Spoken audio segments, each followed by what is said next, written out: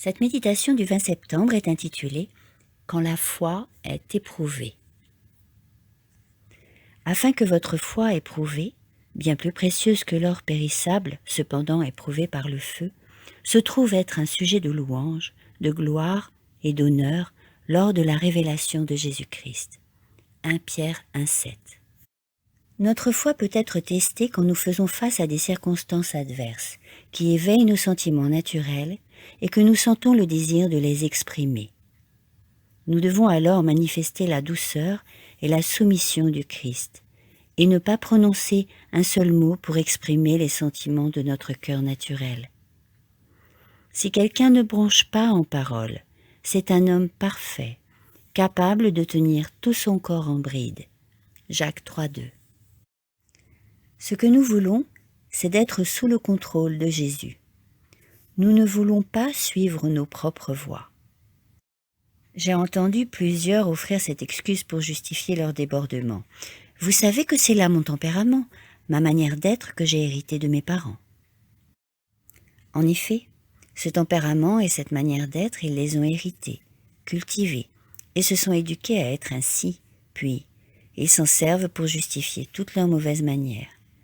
Au lieu de céder à cette tentation, ils devraient se reposer sur le bras de la Toute-Puissance, disant « Je viens à Dieu tel que je suis, et je supplie le Christ de m'accorder la victoire sur ce travers. J'en serai plus que vainqueur par celui qui m'a aimé. » Pour comprendre la grandeur de l'amour de Dieu pour vous, regardez au calvaire.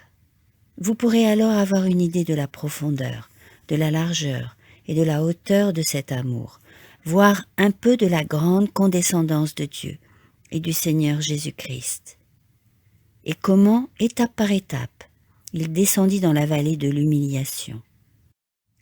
Il ne s'abaissa ni au péché, ni à la souillure, mais il se tint debout sur cet atome d'un monde pour livrer la guerre à Satan, à son armée, et ainsi gagner pour nous un héritage immortel qui ne peut ni se corrompre, ni s'effacer. Quand il monta aux cieux, il emmena des captifs, il fit des dons aux hommes, il laissa la bataille entre nos mains, mais nous n'avons pas à lutter avec nos propres forces au risque d'échouer.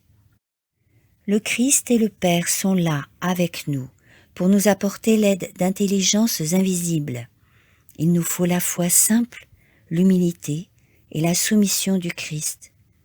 Nous ferons pleine et entière confiance au Seigneur des cieux, et il sera à notre main droite pour nous appuyer.